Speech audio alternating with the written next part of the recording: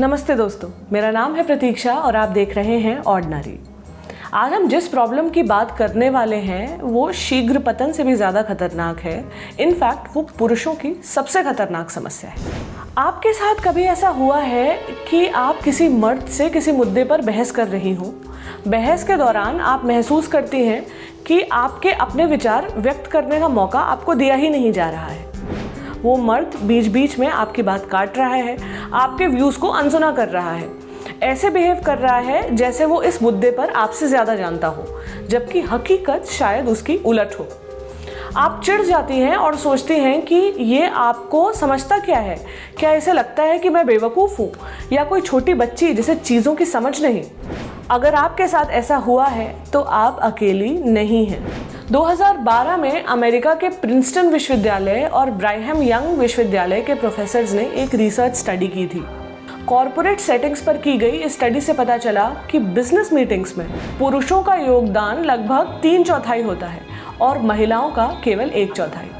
2004 में Harvard law school की एक स्टडी बताती है कि एक आम क्लासरूम में छात्र छात्राओं से 50% ज़्यादा और 2 गुना ज़्यादा देर तक बोलते हैं। 1998 में कैलिफोर्निया विश्वविद्यालय के समाजशास्त्र विभाग की कैंडस वेस्ट ने अस्पतालों की एक स्टडी की थी।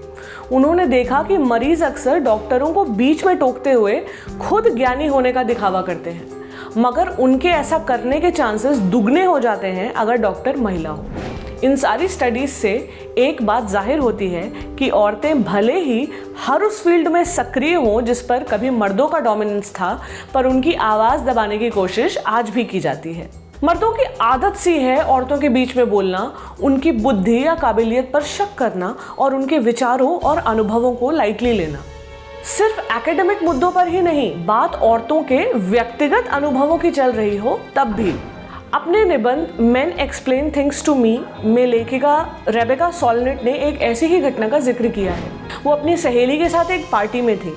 पार्टी के होस्ट ने उनसे उनके पेशे के बारे में पूछा। जब उन्होंने बताया कि वो लिखती है और हाल ही में उनकी एक किताब निकली है, उन सज्जन ने कहा, अच्छा तुमने इसी विषय पर ये फलानी किताब भी पढ़ी है क्या? बहुत अच्छी किताब है, तुम ज़रूर पढ़ना। फिर उस किताब पर वो एक लंबा चौड़ा भाषण देने लगा और तब तक नहीं रुका जब तक उन्हें बताया नहीं गया कि वो फलानी किताब खुद रेबेका की ही है। इसे कहते हैं मर्दाना कॉन्फिडेंस। मर्दों की अपने आप को महाज्ञानी समझने की इस प्रवृत्ति को ही मैनस्प्लेनिंग कहा गया है। मैन और एक्सप्लेनिंग की संधि से बना ये शब्द 2010 में सोशल मीडिया पर इस्तेमाल किया जाने लगा। न्यूयॉर्क टाइम्स द्वारा 2010 के वर्ड्स ऑफ द ईयर में भी गिना गया था। टाइम मैगजीन की सीनियर एडिटर लिली रॉथमैन अपने निबंध अ कल्चरल हिस्ट्री ऑफ मैनस्प्लेनिंग में लिखती हैं, मैनस्प्लेनिंग तब होती है जब एक मर्द एक औरत को कोई बात समझाना ज़रूरी समझता है, बिना इस बात की कदर किए कि शायद वो बात उसे पहले से पता हो। अक्टूबर 2017 के एक सर्वे के मुताबिक 80% भारतीय महिलाओं ने माना है कि उनके साथ मैनस्प्लेनिंग हुई है। मैनस्प्लेन करने वालों में से 32% उनके दोस्त हैं, 22% उनके सहकर्मी, 31% उनके सीनियर्स, 30% उनके पति या पार्टनर और 27% सोशल मीडिया पर अनजान मर्द। ऐसा समझना गलत होगा कि किसी मर्द का किसी औरत को कुछ भी समझाना हमेशा मैनस्प्लेनिंग ही हो।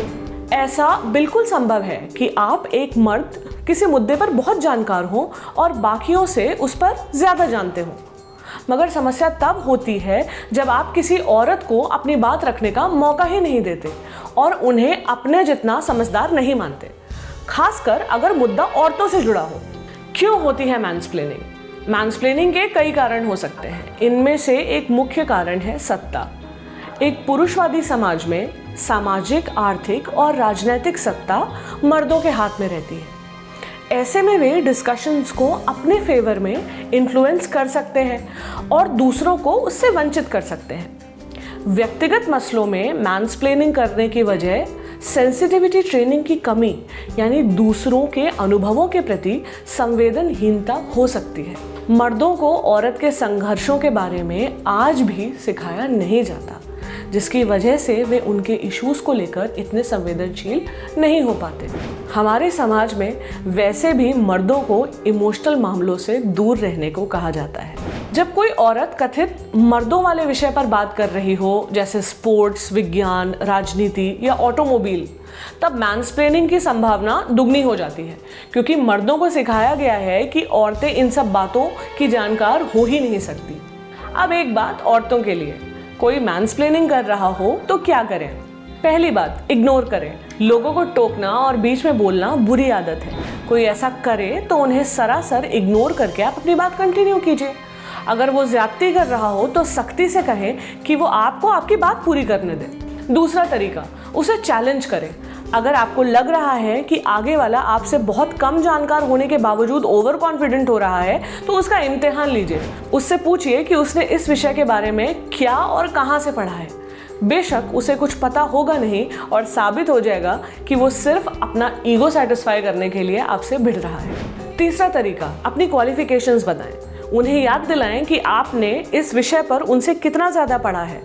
अगर बात औरतों के किसी इशू पर हो रही है, जैसे रेप, यौन शोषण, छेड़छाड़ वगैरह, उन्हें बताएं कि क्योंकि औरतों को ये चीज़ें फेस करनी पड़ती हैं, उन्हें इस पर बोलने का ज़्यादा अधिकार भी है और ज़्यादा समझ भी है। मिजाज गर्म करने से हिचकिचाइए मत। अगर मामला हाथ से निकल रहा है और 100 कोशिशों के बावजूद आपको बोलने का मौका नहीं दिया जा रहा, तो संकोच मत करिए। उसे सीधे सीधे बताइए कि आपको ऐसा व्यवहार पसंद नहीं है।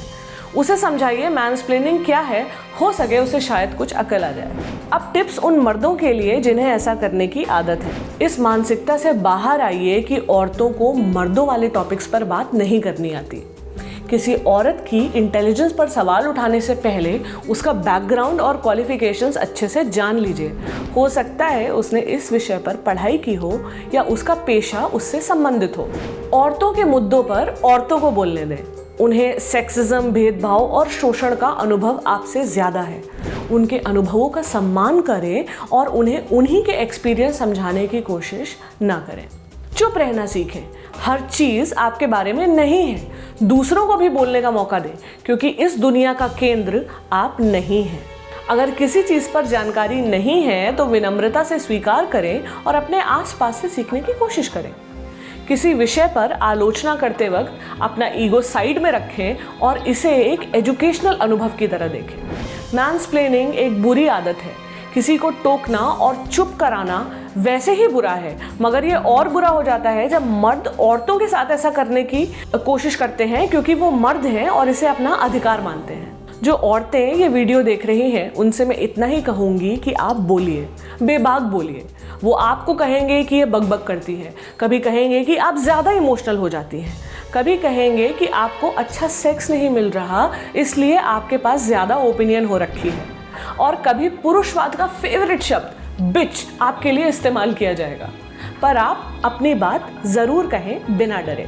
ये वीडियो आपको कैसा लगा हमें कमेंट सेक्शन में लिखकर ज़रूर बताएं। अगर ये वीडियो आप फेसबुक पर देख रहे हैं तो हमारे फेसबुक पेज ऑर्डिनरी को लाइक करें, और अगर यूट्यूब पर देख रहे हैं तो हमारे चैनल ऑर्डिनरी को सब्सक्राइब करें। साथ ही साथ बेल आइकन दबा दें, जिससे हमारे सारे लेटेस्ट वीडियो आप तक पहुँचते रहें। शुक्रिया।